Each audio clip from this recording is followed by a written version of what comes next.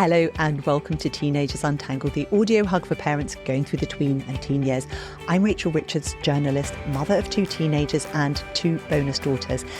Now it's summertime in the UK, so I'm going to take a short break from weekly recordings, spend some time with my wonderful family and read lots of books. But I love you and I don't want to lose you. So in the meantime, I'm going to reshare the episodes with the biggest downloads of all time, which means it's not just you struggling with these things. These are the topics that are bothering everyone else too. I'm still around, so keep sending me your questions and messages. And if you like the show, here's how you can help me keep it going. And it costs you nothing. Hit the follow button so you don't miss an episode, give it a 5-star rating, and pass it on to someone else who might benefit. Thank you so much. Now, on with the show. Today you're going to hear the most downloaded episode, and I'm really happy about that because, frankly, talking with our teenagers is a vital skill, and the more we practice, the better we get. This chat with Susie Asley was only the 3rd episode and originally recorded in January of 2022. Remember those distant days when your child gazed at you with adoring eyes, chatted non-stop, and even listened when you talked to them? It can feel very upsetting when your teenager descends into the language of grunts and sulks, and much of that from behind their bedroom door. But don't panic. According to Daniel Siegel in the book Brainstorm, the excess neurons that have built up during early childhood are now being actively pruned. The good thing is that teenagers are now able to develop abstract thinking and self-reflection. The bad thing about it is having to live with someone whilst all that's going on. Now let's start with getting your child to listen. Susie, how do you do it? Well, in my experience, it feels very different with my kids, the boy and girl element. And I have had to learn and haven't been very good at not talking too much myself. And I find with my boys, particularly my eldest, I will explain things ad nauseum, and I've lost him literally by sentence 2. And they've both become very good at looking like they're listening, even answering. This is where those skills come from. Yeah. Right in the teenage years. Yeah, but actually hasn't heard any of it.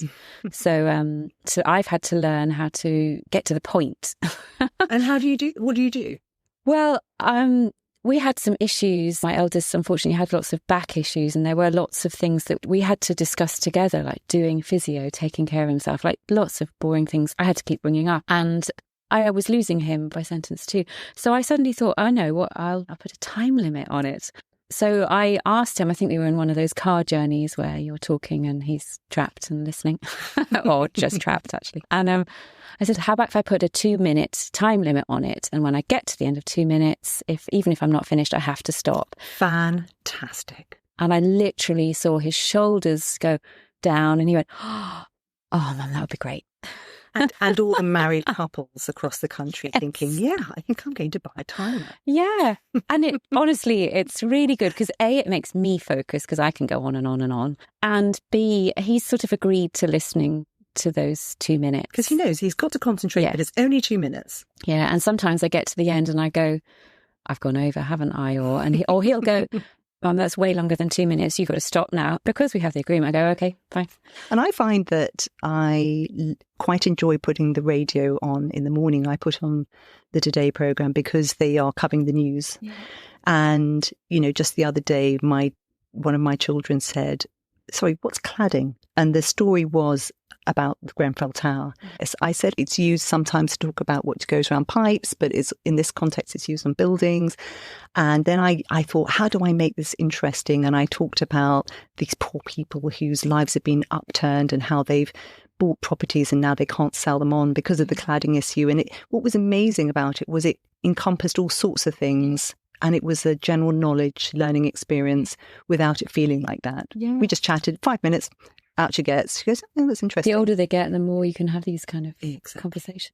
And the book by Daniel Siegel talks about teaching your child to have reflective conversations. And when we're talking about reflective conversations, we mean those ones where we speak without filtering our feelings and our thoughts, kind of letting things out, brainstorming. And he says there have been numerous brain studies showing that when we do this particular thing, either with somebody else listening, or you can do it in your head, it stimulates the integration of the prefrontal cortex where planning and problem solving takes place. And it allows us to tune into others and it generates empathy. And as an example of the way that you might do this, he says, if you lost your temper with your teenager, go away, think about what happened there. Why did you get to that point? What preceded it? What else was happening in your world? It sounds quite arduous to some people, but it's actually a method of thinking that's very powerful. And then go back and talk to your teenager about it. Choose your moment, but give them an opportunity for you to say, I'm really sorry. This was what was going on. What you're doing is you're showing them how to go through that process and then apologize if you need to apologize. He says we as parents need to try and teach this to our children. I think that's really, really important. And it's a massive part of mindfulness as well, an awareness of what's going on. What do we get? We all get triggered by stuff. We all react. Of course we do, we're human beings, especially with our kids. But to be able to then go away and go, okay, what happened there? And then to voice it with your kid. And then we do that regularly. Of course, we lose our temper with each other. We're family. Actually, I had an episode the other day with my eldest on the phone and we were disagreeing about something. And actually then he texted afterwards and went, oh, I'm sorry. I felt attacked. And then I could reply and go, oh, thanks for sharing that. Wow. Yes, I was attacking you. Sorry. And this is why, because I felt that. And then we kind of checked in with each other. Okay, you good? Yeah, good, done, finished. Amazing. That's amazing communication that he's able to actually say that I was feeling attacked, and then you're able to say, yeah, okay, I was doing that. And that's something we can all try and reach towards. Yeah. Joanne Deek in Girls Will Be Girls has a fantastic explanation of how this can work. So she says, we often, when we are talking with our teenagers, we can often assume or jump in. So they start saying something and you are either busy or you kind of feel like you've been there. So you jump in and assume that you know what they're talking about. That's very, very upsetting for somebody who thinks, well, no, that wasn't it. But then they just think, I'm not going to tell you because you're not interested. And then if they have opened up, she says, don't go straight into that fix-it mode. Give them some space to explore what they're saying. So encourage them to open up a bit more about what they actually mean, because sometimes they'll have got to something, but they're not there yet. And you're trying to model that sort of research, that kind of searching around, rummaging around, that reflective thought.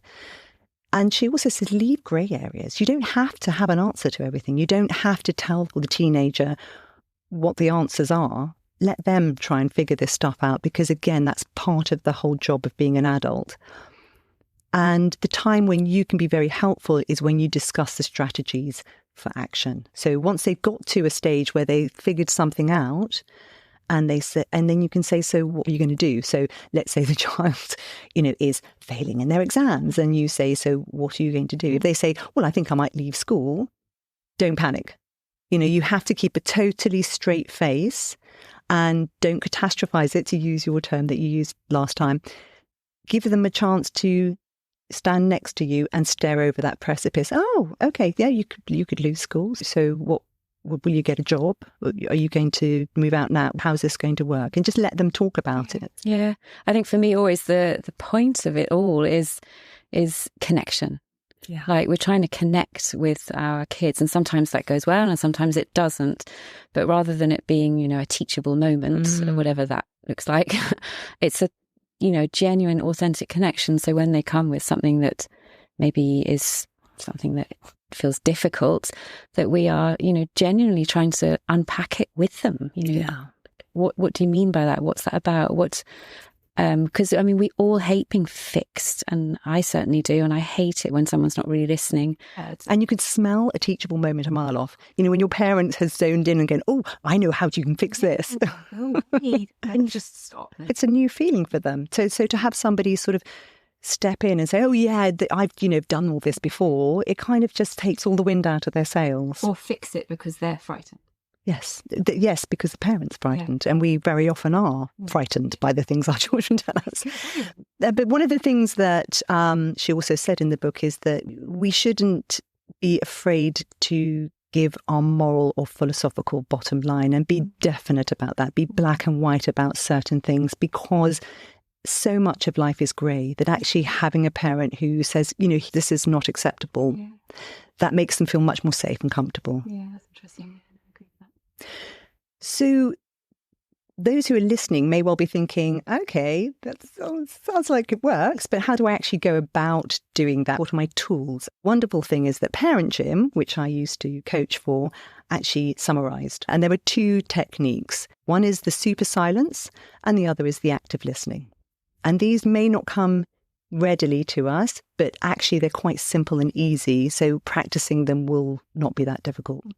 So what we'd like to do is role play so that you can hear in action the way that sometimes preaching and judging and jumping in too quickly can shut down a conversation, which could have been a really, really useful opportunity. So Tom wouldn't meet up with me today. He never does what I say. Well, maybe you should try compromising. I don't want to compromise. I hate him. Don't be such a spoilt brat. I'm not a brat. He's a brat. You're being really immature. I'm not. You don't understand. You're so old and stupid. Don't you speak to me like that. Fine, I'm going to my room. Sounds nice. Oh, man, what's wrong with my child? This is an example of how you can go from the child actually coming to you and saying something that could have been a useful opportunity to discuss things and understand your child to being catastrophic. Yeah. So what we're going to do is try that in a slightly different way. So the super silence is where you say nothing and you just make noises. So you'll just say, oh, interesting. Or you just little responses. And then the active listening is where you try to summarize what you've just heard. So you'll sort of hear, and then they'll either say, yeah, that's it. Or they'll say, nah, that's not really it. And they may well then work it out themselves. Yeah, it's very similar to mindful listening, mindful communication. Is that right? Yeah, it really is. Yeah. So just engaging. You're listening to listen and to connect rather than to answer and fill in the gaps. And give your opinion. Yeah. So Tom wouldn't meet up with me today. He never does what I say. Oh. Yeah. He said I always try to boss him around. So I just hung out on my own. What was that like? Oh, it was rubbish. Interesting. Yeah, he's my best mate. If we don't hang out, I'll be on my own. What would that be like? Rubbish. Maybe I should let him decide what we do sometimes. Yeah, maybe. So there is an active role, but it feels passive to the person who's talking, the teenager. They feel like they're just able to have space. Sometimes my daughter says, Mummy, don't say anything, just let me think this through. Yeah, and they can unfold it themselves and, Yes. and sort of hear what they're thinking themselves. And don't be afraid of that silence. No. Those moments where you think, oh, is no one saying anything? Yeah, I know, they're good. And the next question is, when do we do this? So all of these things I've put in the BuzzFeed write-up of this, if you want to have prompts and things. But in terms of when we do this, when do you find the most useful period, Susie? If it's something specific I want to discuss with them, or if they come to me with something, yeah, I guess they come whenever they're ready. But if I want to discuss something, then car journeys are the best. Thank God for cars. They're brilliant. Because there's this safe moving space. prison. Yeah. Yeah. There's a safe space where there's no eye contact and it's a finite amount of time. They know it's going to end at some point where they can jump out. I think they're brilliant. My eldest, often late at night, he suddenly wakes up and wants to fry up. Mine want me to sit on the bed and say goodnight and chat. Yeah, and you have to pick these moments because they might not come for another few days. So, and I think you have to fight for those moments in your week. I'm not saying day because sometimes we can't see each other regularly, but meal times. I had one parent on my course who said he likes fixing bikes with his son. And he said, we talk about everything. So actually doing something where you're working together, these are really special moments when you can have those conversations. Yeah. Dog walks, walking to the station. I walked to the station, well, part of the way to the station with two of my kids in the morning. One of them, the other one's usually late and running behind. But one of them walks.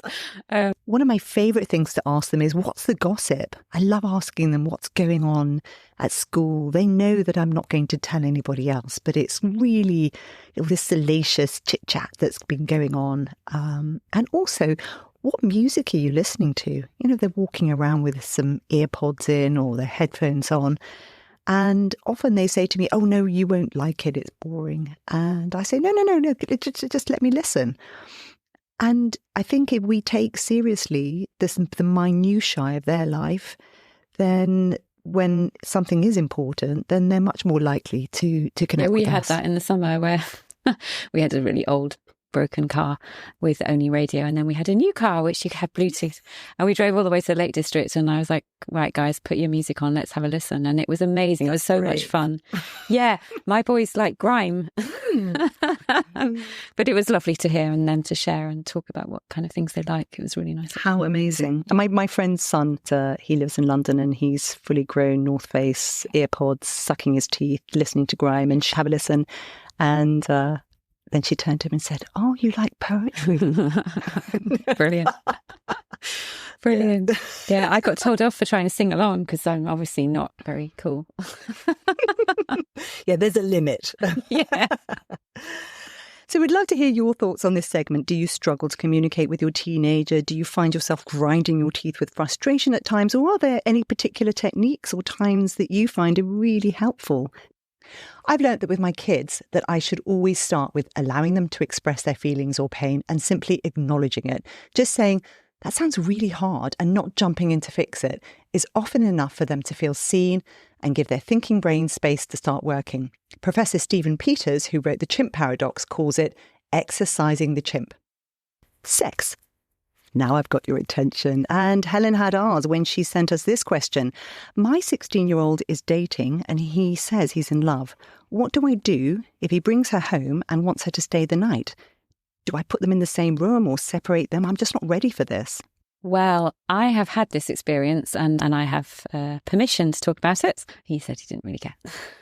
This is why Susie's so valuable on this programme.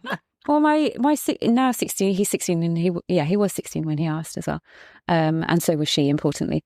And he has a girlfriend who lives quite a long way away, so travel is difficult for them. They're very happy to do it, but it takes a while. So travelling late at night was particularly challenging for her because it's dark, etc. Going on trains, so earlier than they otherwise would have done, she wanted to spend the night. He sleeps in our old garage. It's been converted. So we communicate often via Alexa, which is super weird. But it works. He must love it. He thinks it's brilliant. So at 10 o'clock at night, he dropped in to me in the kitchen saying, "Oh, can my girlfriend stay over on Saturday?" And I was sort of ready for bed and thinking, whoa, I don't really want to have this conversation right now. And B, I said, I'm certainly not having this conversation over Alexa. So let's talk about it tomorrow. And I didn't react at all. I just said, oh, okay, well, let's have a think and we'll talk about it tomorrow. And I could then go, oh, that's, I wasn't expecting that, and could actually think about how I wanted to answer it. And my philosophy is, and always has been about that, would be, I want them to feel safe. I want them to feel comfortable. Eldest is pretty headstrong, so whatever he's going to do, he's going to do. So I can make it safe and nice and nurturing for them, or I can not, and they're going to do it anyway, and it might be dangerous, it might be uncomfortable, it might be not a very pleasant experience. So I said, I thought that would probably not be what I would have chosen. It's probably earlier than I would have chosen, but my caveat was I need to speak to the girl's mother. We hadn't met because they live a little while away. So, hello, my name's Susie Asley. We haven't met, but could my son... Yeah, pretty much. That was how it went. And interestingly, my son was like, really? Really? Do you have to? And I was like, yeah, that's a non-negotiable. If you want this to happen, I need to have that conversation. So if I don't, then it's not happening. So by the end of that day, I had the number. And I did. It was literally like that. I rang her up. Lovely, lovely lady. And we had a very fun, nice conversation. It was fine. And she had then a chat, daughter, and we worked it out. It was very much a joint decision. And I also thought, if you do the separate rooms, which is also absolutely, and I'm absolutely not judging anyone who does this differently at all. This was just what worked for us. They're going to sneak around. And I was not willing or thinking it was appropriate to be policing anything like that, because they'll do what they're going to do. So it's worked out, and it wasn't weird, and and they've been together for a year now. So, and I love what you said about checking in with the other parent, and this is something that is, in my opinion as well, critical. Major decisions in teenagers' lives, and I think it's disrespectful to allow anything to happen in your house without checking in with the parent first. We also had an awkward conversation. Well, I didn't think it was awkward, but my son would almost certainly say it was, about contraception, about what, how are we going to manage this? And we had that conversation, and that was short. I think that's perfect, because I mentioned it to my daughter and she said, Mummy, what would you do? And I said, look, I think if you're old enough to have a girlfriend, go to parties or have someone staying over, you're old enough to have adult conversations about sex. And that covers things like a sexual health check. Now, these are young children, hopefully both virgins, but it's actually still worth bringing up the question of sexual health, and that if you're going to sit in a new partnership, you really should both get checked to make sure one of them doesn't have venereal disease. I've got a friend many years ago who her first sexual relationship, he gave her a venereal disease that she's had for the rest of her life. So, this is one of those things where it's worth flagging up, because otherwise, if you never mention it and something happens, then you'll look back and think, oh, maybe I should have said something. I think it's worth remembering that, the contraception, when you're talking about it, to me, I would want to actually, so it's a boy in this example, I would say, so what would happen if she said she's using contraception and then she forgets? And then now she's pregnant. How would you feel about that? How would you deal with having to go to an abortion clinic with her if that's what she chooses? How would you feel about her deciding that she's going to keep it? And you're now a 16-year-old boy who has a baby in the world to your name, or 17, it'll be 17 by then. But, how would that work for you? So rather than saying, oh, are you going to use contraception, is actually saying, so this is the result of not using contraception. So just think about that. And then I'm not going to pry. I'm just going to say, here are the options, and we're going to make sure that you're safe. You need to make sure you're checking in with her, and that talking about making the girl feel happy. And saying, at every stage where you're going a little bit further, you say, you're okay with, you're all right. Because she's going to love you for it. So this is the thing that guys don't know, is that actually if you're responsible and responsive, you probably get further. Yeah, we get it. We had a chat as well, and we talked about what sex is. It's between people who love each other, and they've been to each other for a while. But it's a really beautiful connection. It's not just, sex. And that was really important. I felt that was really important, that he understood that. I mean, how much he did, I'm not sure, but we had the conversation, and it did resonate. Another interesting side of this is, what does your partner feel? Because of course you're parenting on your own, so you were left to have to deal with this all by yourself. Yeah. And so, there's the other set of parents who need to be considered and included in this decision making. There's your own feelings about, morals, religion, anything, that has to be taken into account. If you're unhappy about anything happening in your house, you need to explain to your child why. Just give them a real sense of why this matters to you, because there's nothing wrong with having that conversation. But just remember, they may well go and do it somewhere else, as you said.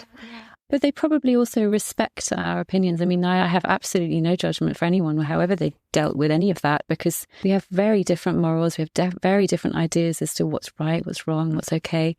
But as you say, it's communicating that. And first of all, tuning in, what do I think? What is okay, rather than a knee-jerk reaction to any of it? What are my values? And then communicating them. And I think it's worth doing that before you get confronted with this, because this poor lady has obviously, she started to see the juggernaut coming towards her. What's amazing is that he's talking to her. Wow, well done, great parenting, because you've got a son who's even expressing these feelings. So don't panic. You're doing so well. There's an open communication there. He's not gone or sneaked off and done something. Or dropped in on Alexa. Sorry, Alexa, I can't hear you right now. Alexa, it's not working. It was interesting because I mentioned it to my husband, thinking we're very, very similar in the way that we see things.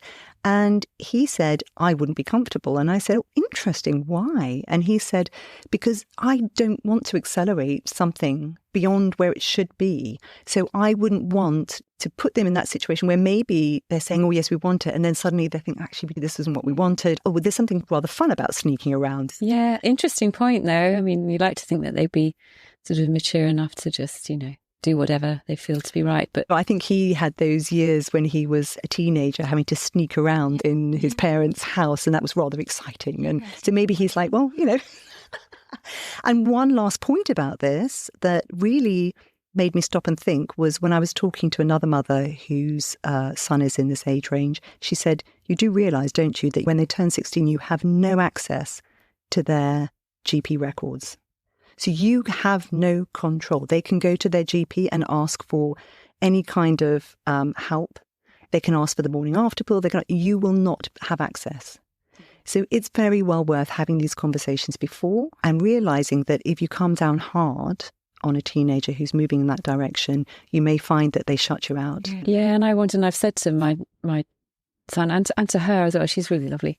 If there's any, I want them to feel that if there is an issue, if there's a problem, whatever, however big, however small, that, my door, I don't have a door, is open. They can discuss it, and they think it's a little bit awkward maybe, but I really hope, and I think they would, if something happened, they would feel they could have that conversation because it's been hopefully a nurturing space. And that's the main message of the entire podcast. Build an open, supportive relationship where your kids genuinely feel heard, and not that you're trying to fix them or stop the discomfort that comes with difficult topics. Over the years, I've realised we set the tone in our homes, so if we feel uncomfortable about discussing something, then they're likely to get the message that we think there's something wrong with them or that we don't like them. One of my favourite quotes is, correction without connection feels like rejection. That's it. Have a great week. Big hug from me.